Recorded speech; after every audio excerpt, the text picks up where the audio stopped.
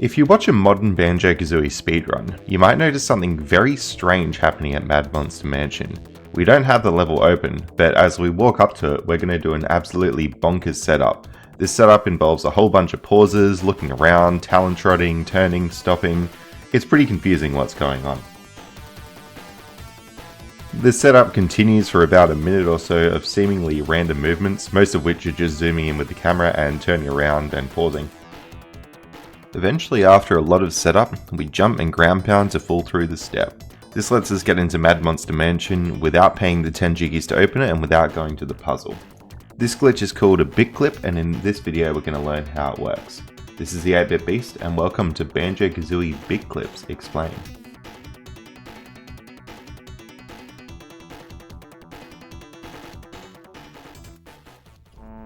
Now, bitclips may be one of the most powerful glitches in the Banjo-Kazooie duology because they work in both games and they work pretty much anywhere. The first person to do a bitclip, as far as we know, is a runner called Falcon, who was messing around in Banjo-Tooie Witchyworld and found this little weird effect. Falcon was walking up and down in an absolutely straight line after entering the big top tent and kept sort of like falling through the floor a little bit. Eventually what's going to happen is Falcon's going to get hooked in the floor and fall all the way through, clipping out of bounds. Falcon found a very similar glitch just outside the crazy castle lobby, and it's the same idea. You walk back and forward in a straight line and end up falling out of bounds. Pretty weird stuff. This glitch lied dormant for a long time, and eventually I had a look into it and did some science. We figured out pretty much how it works, and we also figured out that it works in Banjo-Kazooie. I've got the game in wireframe mode there, and as you can probably guess, it has something to do with the collision lining up in the level. We're going to look at a very simple example of a bitclip first, but just be aware that this works on pretty much nearly any floor in the game, as long as you find the right triangle and collision to mess with. So before we talk about how every floor in this game can be broken, I want to show you one particular example where they didn't quite make the collision right. So here you can see, if you zoom in, there's a little gap in the floor in front of the 765 door. We're going to use this gap to sort of explore and explain how bitclips work in theory, and then we're going to bump it up to the absolutely general version where you can clip through every single floor. So it turns out if you just walk around on this area for a little while, and you walk pretty slowly, you'll notice Banjo sort of like falls through the floor a little bit for about a frame and then zips back up. It's pretty hard to get consistently, but you'll find that he falls in every now and then, just like that. So to fully understand what's going on here, we need to have a look at how the Banjo collision works with a floor. I've got here visualized the two floor seams meeting and that little gap in between them, and the floors are actually pretty thick in the game. So when we're playing the game, it advances frame by frame, so we're walking next to the floor here, and then on the next frame we might be actually over the floor, so Banjo will be there. Banjo then starts to fall, so he falls a little bit into the floor on the next frame after that, but then Banjo's sort of in a wall slash floor, so the game runs its collision routine and spits him out. That's why you don't just fall straight through the floor, you get spat out. But things start getting really interesting if we build up a bit more downward speed, and we can do this pretty easily by doing the Beak Buster attack, otherwise known as the ground pound attack. It pretty much instantly puts you at minus 5,000 velocity, which is actually faster than your terminal falling velocity, which is normally 4,000. Anyway, let's check it out. So Banjo does a Beak Buster, falls down pretty far in one frame, falls down there, and if you get the spacing right, falls straight under the floor and just keeps going on forever. And you actually do clip through the floor like this. Let's check it out. So with some careful lining up, you should be able to get yourself into a situation here where you're about to fall through the floor and that you might be jumping over it. It's really easy to tell because Banjo's shadow actually goes away when you're over a floor just like that, whereas if it's a normal jump, your shadow will be on the floor. Anyway, if we do ground pound through this, we can go straight through the floor, which is absolutely wild. But you do have to be pretty careful because some ground pounds won't actually make it through the floor. You'll sort of get hooked on and not make it through. It's kind of hard to tell whether it's going to work or not, but that last one there was an example where the ground pound just didn't quite line up right to get through the floor. And if you don't do a ground pound, you're just sort of going to get hooked in the floor for a second and then get ejected out. Now the reason that sometimes you don't clip out with a ground pound is just due to how it lines up with the floor. If we did start the ground pound a little bit lower than the last example, what we'll see is Banjo will do the ground pound as per normal, hit the floor on that frame, You'd want to be underneath the floor, but that's not allowed because you're going to get ejected instead. So what actually happens is you get ejected, you don't clip through the floor. And that just all has to do with exactly how your ground pound's lined up with the floor, but more often than not, it will be lined up so that you can just clip straight through the floor if there's a gap in the floor. Now the other natural question you might have is, well, why can't you just clip through a solid floor by ground pounding? You know, ground pound, and then the next frame you pass the floor. Why don't you just clip through a solid floor and keep falling down? Well, to answer that question, we have to look at Banjo's entire sequence of movement, and look at how the game does handle collision in the middle of frames. So each one of these snapshots is a frame of gameplay, and in the middle of frames, the game sort of connects Banjo up with a straight line. I like to imagine this as like a sequence of like beads and Banjo is connected. So it's like really skinny in between frames, like a little bit of string, and then it's really thick with full Banjo collision on every single frame. So as long as you can sort of thread this string through a gap, you can clip through. But in this case, if you try and clip through a solid floor, well, it detects that the line sort of hit the floor there, and then it's going to move Banjo up. Now, if you're familiar with how clips work in Mario 64, you'll know that, well, this kind of thing would work. You'd sort of just do collision every quarter frame and you clip straight through. But Banjo-Kazooie projects a line so that no matter how fast Banjo is moving, he doesn't clip through walls and floors just due to passing it in a single frame. One of the many ways in which Banjo-Kazooie is better than Mario 64. And if we relate this back to our previous example, then we can see Banjo does clip through the floor when he's next to the gap, and if we thread the string does just go through the floor. So that line check doesn't get hit because the line, as far as it's concerned, is not hitting any collision in that mid-frame time. So Banjo does successfully get through. And we can actually see the beauty of this collision system in action by messing with this variable in the game called talon trot speed. Normally it's set at 700, and what that essentially means is that whenever you're talon trotting, well, you're moving at a speed of 700, but we can totally just change that. So let's change talon trot speed to 2000 and see what happens. Well, it's going to be like Turbo Trainers, but it's going to be like an absolutely crazy fast version of Turbo Trainers.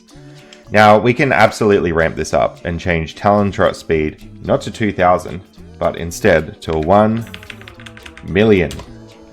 Let's have a look. Talon trot, bam. And you can see that no matter how fast Banjo is moving, the collision actually doesn't break, which is wild. And the reason for this is that sort of string threading method. The game's projecting a linear line with no thickness, and as long as that line hits a wall, it's going to stop Banjo from going through the wall. So if this was a game like Mario 64, Banjo would definitely be clipping out right now because he's moving so fast. But, you know, speed does not equal clips in Banjo-Kazooie. You have to have a gap in the floor. Also, I don't know why, but one really cool thing I found doing this was Banjo getting hooked on a wall like that. Pretty weird. So now that we've looked at clipping through ground, we can sort of see some immediate applications of this. We saw before clipping through the Mad Monster Mansion stairs, and the way that this works is that there's just solid ground underneath the stairs, so we can ground pound straight through, and then we can just jump straight to level after that. Now, of course, with most glitches in this game, the first thing we ever try and do is skip the 810 note door because it's sort of the main bottleneck in 80% speedruns. And in fact, there is a clip near the 810 note door. It's sort of near this little seam here. In fact, it's right there. And you can see Banjo sort of falls out, but we can ground pound through the seam with well enough timing. The unfortunate thing is, well, you ground pound through it and fall immediately out of bounds. And right now we're sort of seeing the limitation of this glitch in that you can do stuff like Mad Monster Mansion earlier where there's floor underneath, but anything that doesn't have floor underneath, we sort of can't do. It turns out the 810 skip with a bit clip is possible in a TAS setting, and we'll talk about that later in this video, but for now let's look at one more application we can do in RTA. So the other clip you'll commonly see in speedruns is Click Clock Wood early, and this is sort of the lobby of Click Clock Wood that we got right here. It turns out there's a big Bitclip seam that runs pretty much straight front to back across that, and you can see there's lots of gaps that Banjo can fall through. If we keep bear punching along this gap, you can see Banjo just gradually dips into the ground and then dips back out. If you do manage to time one of those, you can get a jump out of it and then ground pound into Click Clock Wood. It's a bit tricky to get, but eventually you do get it working.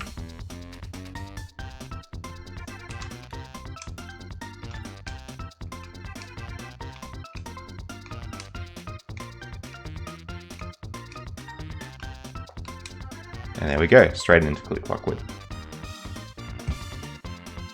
Now if we jump into wireframe mode, you can probably see maybe why this clip works. Banjo sort of bear punches along this seam and falls through the seam itself. As long as you can get right on the seam, it will generally work. But next part of the video, we're going to talk about the mathematics behind how this is all possible.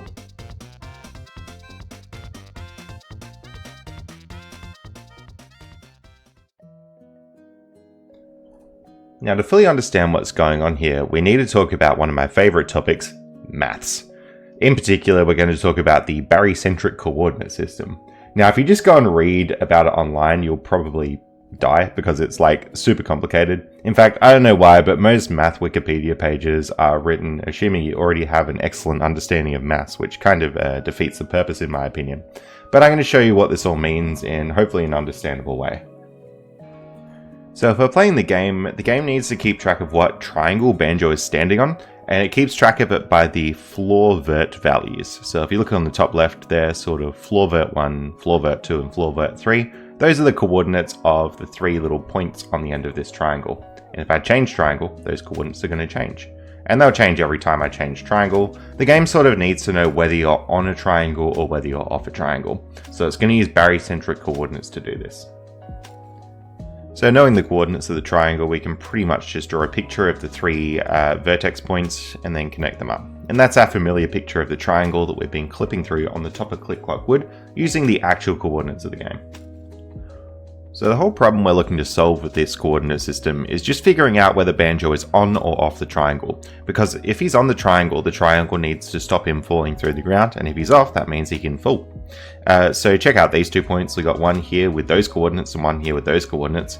If the game just sees those coordinates, it's really hard to tell which one's inside versus outside the triangle. I mean, we can see pretty clearly the purple point there is outside the triangle and the black point is inside, but the game needs a really good way to check that just using the numbers, because the game doesn't have any understanding of what the actual picture of the triangle looks like. So this is the problem that barycentric coordinates solve. Essentially what we do is we define this letter A, and A is going to tell us how far along the edge of the triangle we are. So A equals 0 is going to be way back here, right at the start, and then as I sweep all the way up to A equals 1, you get way up to the end there.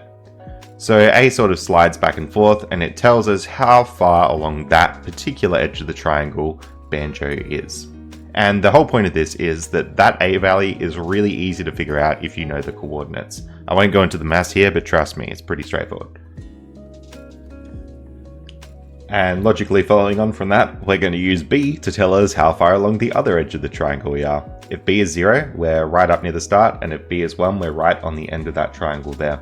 It's important to note that this green point is sort of our starting point where A equals 0 and B equals 0, and then B equals 1, right over here is that red point, which is the end. Now that system works really great if Banjo is on an edge of the triangle, but the real interesting stuff happens when we start putting A and B both as numbers that aren't 0. So if we start sweeping out A here to like, I don't know, 0.3, and then B, we can sweep down and get a coordinate finally inside the triangle. This coordinate here, which is 88 and 3980, corresponds to an A value of 0.323 and a B value of 0.41. If I change that A value, I'm going to move parallel to that edge. And if I change that B value, I'm going to move parallel to that edge. So all the crazy complicated equations with barycentric coordinates, what they really mean is that you're just moving parallel to each edge of the triangle, and it's a really convenient way of saying where you are on the triangle without a whole bunch of messy coordinates. Now it's really important that A and B don't get too big, because if I go ahead and set A all the way to 1 and B all the way to 1, then all of a sudden we're out of that triangle. This shape actually makes it a parallelogram, which is not what we want. But it turns out there's a really easy way to check whether you're in the triangle or whether you're out the triangle. Pretty much if A and B are small enough, you're going to be in that triangle. But as soon as A and B get too big, you're going to hit the edge of that triangle and then go too big. In fact, it's really easy to tell how big A and B need to be, because if you take 0.66 and 0.34, add those two numbers, you get 1. So if A plus B is 1, you're going to be right on this edge of the triangle here. And if A plus B gets any bigger than 1, bam, you're outside the triangle. So now we know how to talk about where we are in terms of A and B. This gives us an excellent tool for finding out if we're on the triangle or not.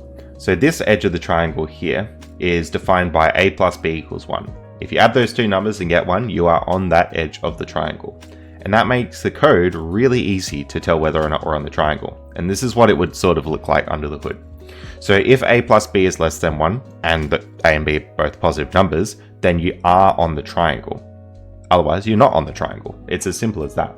And it's a lot better than the other alternative, which is if a whole bunch of messy coordinate geometry and equations work out, you're on the triangle. So that's why they use barycentric coordinates for Banjo. Now, all in all, the code works pretty much as expected for checking if you're on a triangle, until we start talking about floating point numbers. So games can't store infinitely many decimal places, and in general computers can't store infinitely many decimal places. So eventually they have to use floating point numbers, which is just as close as you can really get. So if you try and store 0 as a floating point number, you get 0. If you try and store 1 as a floating point number, you get 1. But if you try and store some horrible number as a floating point number, you get just whatever is as close as possible. So for example, this just picked the whole number, which was kind of close, and lopped off the entire decimal there. Now that's pretty bad, but generally if we're talking about pretty small numbers, the floating point's going to be pretty close. We can see 0.333, the floating point basically starts off the same, and then it's just a tiny bit inaccurate. It doesn't matter too much, it rounds up, whatever. But if we're talking about rounding up, we could run into a situation where we're supposed to have a plus b equals 1, so we're supposed to be on the triangle. But due to floating points, it rounds up a teeny tiny bit higher than 1, so we're off the triangle. And this is pretty much what causes bitclips to happen nearly everywhere in the game. So referring back to our example that we had on the graph, this corner back here would be the a equals 0 and b equals 0, and then this corner sweeping up this way would be sort of b going more towards 1. Right in the center here would be b equals 1. Moving back, we've got this edge here corresponds to the a value going up. And then this line running across down here is that line where a plus b is supposed to be 1.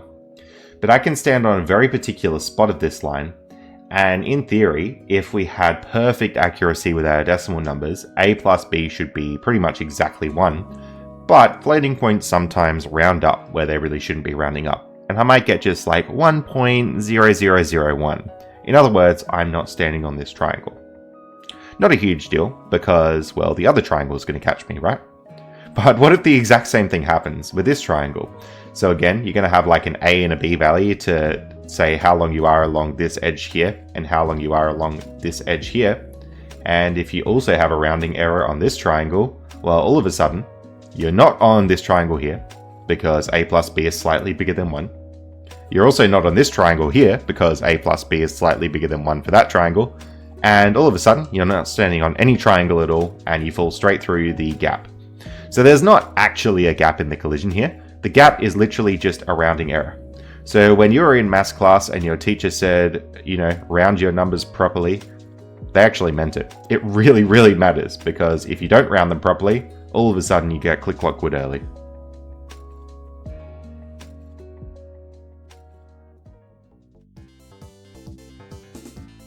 So in this next section, we're going to be looking at how we came across the RTA Bitclips setups, because it's pretty hard to get into a very, very precise floating point position.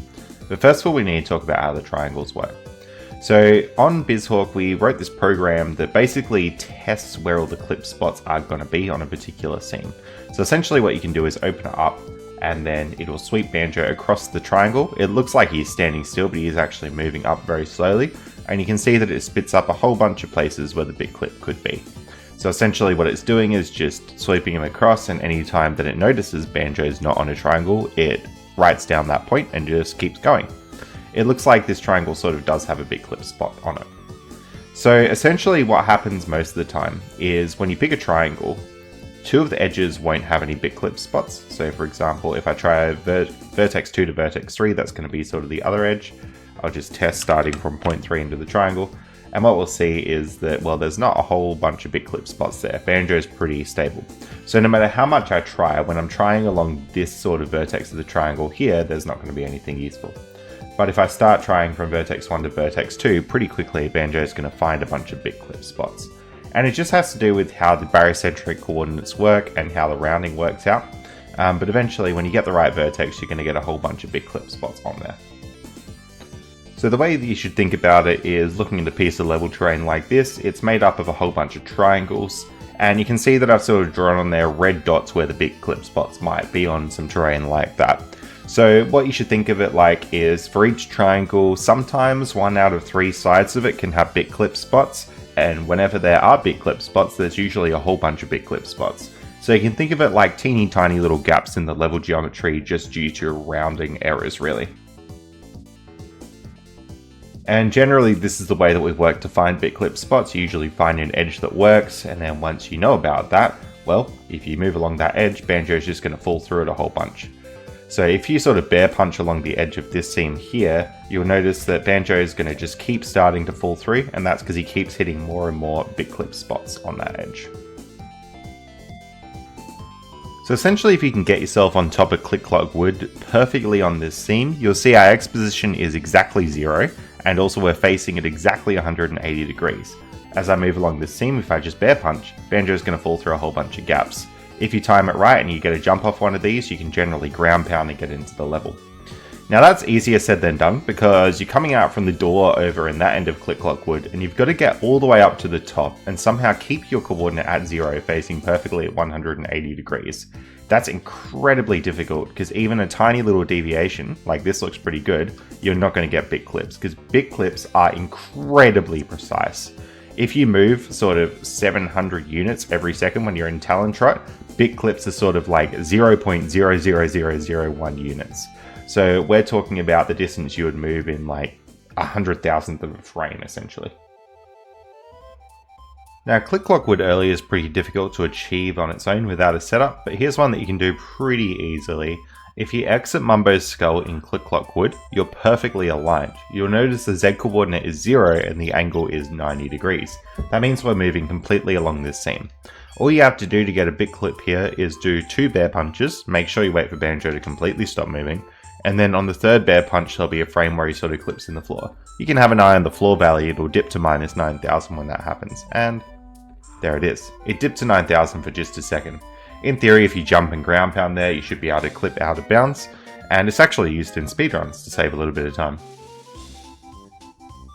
There's also another spot that's pretty easy to do, although not quite as easy as the Click Clock Wood one. You'll notice here that I'm along this seam, which is sort of running straight forward, and there's bitclip spots around where I am. But you might also notice that my X coordinate up the top left is no longer 0. And that's because when you come in and you're facing at 0 degrees or 180, you're not actually facing at a perfect 180 degrees in this case. You can see on that facing angle we're at 179.990. So when Banjo enters a room, he doesn't face perfectly straight unless it's 90 degrees or 270 degrees. Although weirdly enough in Tooie he does face perfectly straight, so that's probably why these clips were found in Tooie first, because I think they fixed that up. It has something to do with the dead zone of analog sticks, but I wouldn't actually be too surprised if they made it slightly off so that you didn't get a whole bunch of big clips all the time. Now there is a workaround for this, and this sort of leads us to how the bitclip setups actually work in RTA. You'll notice our facing angle's at 179, but if I duck and hold left, it goes perfectly to 270. Also if I hold right, it goes kind of to 90 degrees, not perfectly. And if I try and hold up again, it'll go to that weird 180.009. So you can see that I can get to a nice proper multiple of an angle by holding left, but if I hold up, down, or right, it's always going to be off by a tiny little bit. I don't know why that is, it's just how this game sort of works. But the cool thing is, if you go into first person mode and just start holding right on the analog stick, the game actually just advances by exactly 3 degrees every single frame. So I wasn't holding perfectly right there, so that's a pretty bad example, but if I go right here now, then you can see that it'll be at the moving angle of 63, and then down to 60, and then 57, 54, 51, 48, 45. So that's really beneficial because you can pick a very particular facing angle just by waiting and then letting go. And so if I wanted to hit 165 degrees, that would be exactly how I do it. So this is pretty much how all modern bitclip setups will work. We get a predictable angle we want. For example, here if we crouch and hold left, we'll get exactly 270. And then you go into C up and rotate around. You then pause on the angle that you want to hit. So I paused on this frame here, and you can see the moving angle says 180. That's the angle it's going to be when I unpause. If you're playing this on an actual console and you don't have the angle feel, you'd be using visual cues, like for example the honeycomb there just hitting the grunty picture. But at any rate, if I unpause here, you'll see my angle snaps to exactly 180, and now I'm set up for Bitclips. So all you need to do from this point is start moving forward with bear punches and beak punches. So once you hit that facing angle, here's an easy setup you can do for this Bitclip. Essentially you just bear punch again, and bear punch again while holding Z to duck, waiting till Banjo has done the complete slide, and then again do another one with a duck, and then on the next couple bear punches you should see Banjo zip through the scene. So watch very carefully because you'll see his shadow disappear just for a moment. Oh, and I think the next bear punch, there we go. If you manage to jump and ground pound there, you would be able to clip through the floor. So using very similar methods to this, I eventually found a setup for Mad Monster Mansion early. Now I really want to stress, this took probably like 50 to 100 hours of just grinding out different setups, most of which didn't work. Essentially what I was trying to do was to get Banjo traveling nearly parallel to the Bitclip seam. We can see there that the black line has all the Bitclip spots and the blue line is Banjo's movement. And essentially we're just trying to travel so parallel that you're bound to hit one. Now given these spots are so small, it's actually very unlikely that you hit one, and that's why I needed to do so many different tests, but you can see there me getting the Bitclip. In fact, this method was so convoluted that we even need to use a metronome to time exactly how far into the punch Banjo needed to jump. Because I didn't know when in the punch you were going to get the clip, I just knew that it was very likely you'd hit a Bitclip seam at some point. Even with how crazy complicated this setup was, it was still briefly used in runs and did save a whole bunch of time, because obviously getting the 10 jiggies and opening Mad Monster Mansion in any percent does take quite a bit of time to do, and even in 100% actually going and opening it does take time too. I was pretty pleased with this because I actually got a $50 bounty for finding the trick RTA. Definitely worth my 50 to 100 hours of work. Now since I found those original setups, Ringrush found some much better setups that were a lot quicker and also a lot easier to do. Ringrush's method was fundamentally different to mine. With mine, which was the blue line, I was trying to get parallel and just hit Bitclip seams by luck, whereas Ringrush was targeting a very particular Bitclip value and wrote a program essentially which brute forced all the different Banjo movements. So Ringrush moved in very small increments, and rather than coming to the line parallel, Ringrush has targeted a specific spot and was using bear punch jump cancels to make it there. This is sort of the difference in our approaches, whereas I approached it from more of a mathematical standpoint, trying to go parallel to the line, whereas Ringrush hit it from a computer science standpoint and essentially brute forced a program to find the best setup in the shortest amount of time. Ringrush's approach is definitely better, and that's why his setups are the ones that are currently used in RTA.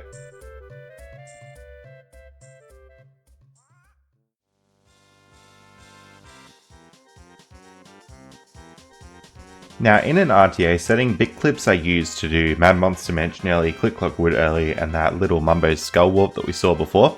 But in a Taz setting, Bitclips are way more useful. So before we had to ground pound to get through the floor, but if we're very precise, we can get through the floor with just a standard jump, and then we can flutter through and ground pound to get back in bounds. That means not only can Bitclips help us do vertical clips like Mad Monster Mansion and Click Clock Wood, but we can do pretty much any horizontal clips we want, for example through walls, like every note door in the game.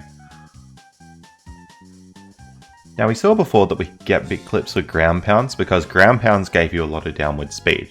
Now you can just get Bitclips without ground pounds by jumping from a high enough height. We can see as Banjo falls he speeds up, which means that he's moving further in each frame, and does make it through the ground.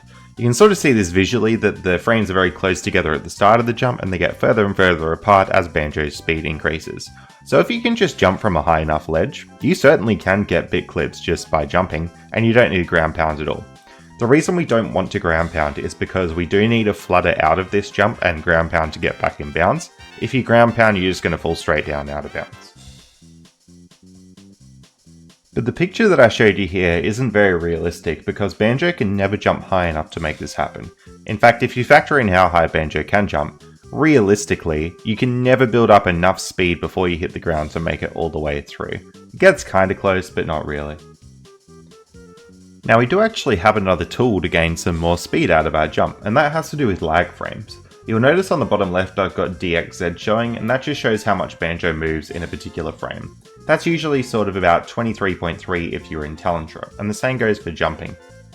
But if we make the game lag, and Grabber is a very nice place for the game to lag, we'll see that as I'm walking around Grabber, DX will speed up occasionally.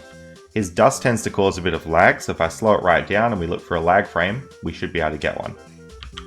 So we'll play it pretty slowly, and what should happen when we do get a lag frame is that we'll hit 0 the frame before, and that means that we've missed that frame. So we're just waiting for that to happen. 0, and then on the next frame, DX is going to be 54, which is pretty big. So that's how lag frames work in general, and we can use that in our jump. It's pretty difficult to cause lag, but we can do it. So on a typical clip here, we should be ejected out of the floor on frame 4. We don't have enough speed to make it through, so once we hit frame 4, we've hit the floor and we won't make it all the way through to frame 5. But if we make sure the game lags on frame 4, it's actually going to skip that frame of movement, and Banjo will move all the way through to frame 5 and make it through the floor. But unfortunately, it's not this simple. The game normally runs at 30 frames a second, even though it could in theory run at 60 frames per second. So when you get a lag frame, it doesn't jump to frame number 5, it jumps to the next 60 frames a second frame. So I'm just going to call that frame 4.5 here. So the long and the short of it is Banjo moves 1.5 times as fast as he normally would in that frame. And unfortunately, that is just barely enough to not clip through the floor. So if you're playing, even if you get a lag frame, no matter what your normal jump height is, you just can't make it through the floor. It's impossible. The only way that you can actually make it possible is to jump from a slightly higher area, and then you might be able to get enough speed. But if you try and do something like 765 note door skip, there is no higher area to jump from, so you can't do it. Now that would be the end of the road, but we actually found a solution, and we need to talk about NTSC versus PAL systems. Here's an example which is Sonic 2 on the Mega Drive and Genesis. I've got the PAL system on the left, which is like my Australian version, and the NTSC on the right, which is the US version. And it turns out that US versions of games run 20% faster than PAL versions of games. That's because US versions run at 60 frames per second, whereas PAL runs at 50 frames per second. We can see on the right, the US version already went into the demo well and truly ahead of the PAL version, and the PAL version's only just coming into the demo now. Now it turns out that Banjo-Kazooie has a whole bunch of different versions, those are my lovely copies there, but it works a little bit differently compared to how the old games used to work. Now the US versions and the Japanese version both run at 60 frames per second, or 30 frames per second of actual gameplay. Now, if the European version and Australian version kept the same movement speeds, they would run literally just 20% slower. So without adjustment, the PAL versions are 20% slower, which makes them terrible for speedrunning. But luckily what Rare did was they actually sped Banjo up and increased his movement speed to exactly compensate for that 20% time difference. As a result, Banjo moves faster per frame on the PAL version. We can see compared to this, that means he's just that little bit faster, and it completely cancels out the time difference. As a result, when you're doing normal movement with Banjo, it's pretty much exactly the same speed between NTSC and PAL, minus some minor differences like swimming speed and cutscenes. So if you're speedrunning on either version, you're expecting maybe a 30-second to 1 minute time difference over a 2-hour run, rather than the normal time difference, which would be 20% of the entire time. So now we can put all the pieces together. We saw before on the US version that we were trying some strategies with a lag frame just to get that extra bit of speed, and it didn't quite give us enough speed to make it through a floor in one frame. But if we do that and swap it out to the Australian or European PAL version, and we adjust our jump a little bit, that extra bit of speed is just what we need to get through the floor in one frame. Now, we got Bitclips without ground pounds. So this new understanding of Bitclips absolutely opens up the world of Bitclips for TAS tech. In RTA you have to do long setups, but in a TAS you can do stuff like that. Now in this TAS demo that I did for Any%, I did hack in the positions for Bitclips, and that's because I didn't want to spend months and months and months grinding out setups for it in the TAS. But realistically you should be able to get Bitclips about as quick, maybe a tiny bit slower, And when I made this Taz, the hardest part was getting the lag frame. You'll see here I poop a bunch of eggs to do 50 note door skip, and one of those eggs actually hits the beehive. Hitting the beehive is what manages to cause that lag frame. So if there's an enemy nearby, more often than not you can just hit the enemy with eggs to make a lag frame. And this little Taz demonstration has very similar skips for the 180 and 260 note door. Lure a gruntling over, poop an egg, hit it, and use that lag frame to get through the note door. It's very easy to miss if you're just watching the Taz, but there are some really crazy egg trick shots. One really consistent way to make a lag frame involves having a timer on screen, then pausing and unpausing. Having that timer come back up on screen usually causes a lag frame to happen. But the absolute craziest setup in the Taz is actually 8-10 note door skip. So this skip relies on never having collected eggs at all in the run, and that's why I learned them from bottles at the start of the run. Since I haven't collected an egg, when I poop this egg on top of the cauldron and grab it, I'm going to get the egg text. Now the real reason to get that text is because when that ends, the cauldron text is going to happen. So I'll jump, do the bitclip, and the cauldron text happens right as I'm touching the floor. That cauldron text is needed to get a lag frame, because otherwise just pooping 6 eggs on its own won't be enough to make the game lag. Originally when I was planning out this Taz, I actually relied on the grunty text in the lair coming up to do some of the bitclips, and it was crazy precise because you had to plan out all the run in advance and it really wasn't realistic. So I was pretty glad that I could get all the bitclips to work just while using the first time egg collection text and cauldron text and so on. But the fact that the bitclips are already a floating point precise perfect trick, getting one in a jump without a ground pound requires mid-air movement with some very precise joystick angles, and also getting a bitclip requires a lag frame which you have to time perfectly. I don't think we're going to be seeing these in RTA anytime soon, although I do know some people are trying to find setups and getting somewhere with it. If we're going to do an 8-10 note door skip setup, we'll want to be jumping from higher ledge like the cauldron or the window or something like that. So it might be realistic someday, but nobody's managed to get it yet.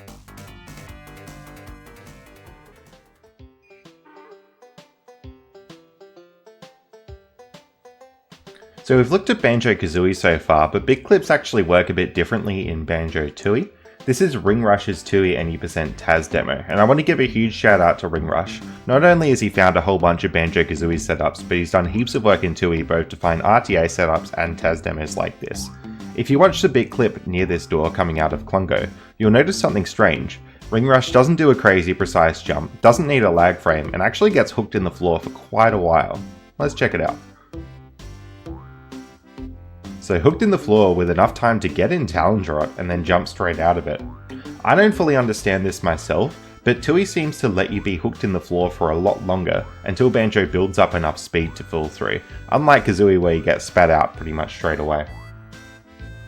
Ringrush does do some Kazooie style clips like here in Bottle's house to escape, using a pause to get that extra bit of lag there. But then coming up we'll see Mayhem Temple early where Ringrush does another one just getting hooked in the ground. The fact that you can just get hooked in the ground like this means that it's probably more realistic to do bitclips RTA, absolutely same with getting into the grunty fight without opening it, for example. So if we're going to be looking for RTA clips, Tooie's going to really save a lot of time. We could be saving time in 100% like getting into Dodge and Dome without doing the earlier rounds, for example. Now actually glitch hunting for bitclips and finding setups has a pretty high technical threshold. I know that Ringrush has been doing a lot of programming in Python to get these setups working, and that's basically what you'd have to be doing. But if you're interested, there's definitely lots to look at for bitclips, particularly in like Tooie 100% or just better Kazooie setups or more stuff like that. Although probably one of the most fruitful areas to look at would be in Xbox.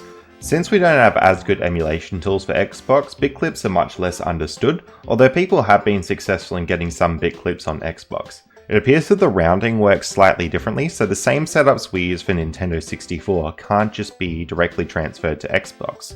So what needs to happen is for somebody to have a really good dig through Xbox setups and maybe find some new setups that work with the way that Xbox rounds different numbers. If we did get this to work on Xbox, it would save a whole bunch of time and make those Xbox categories even that little bit quicker. I know the Xbox runners definitely want people looking into it, and I have had a little go myself, but it's a pretty tricky mountain to climb, especially when you're actually going through finding setups and making sure they all work. And that's the story of Bitclips and where we're up to now, and it's going to be pretty much it for this video.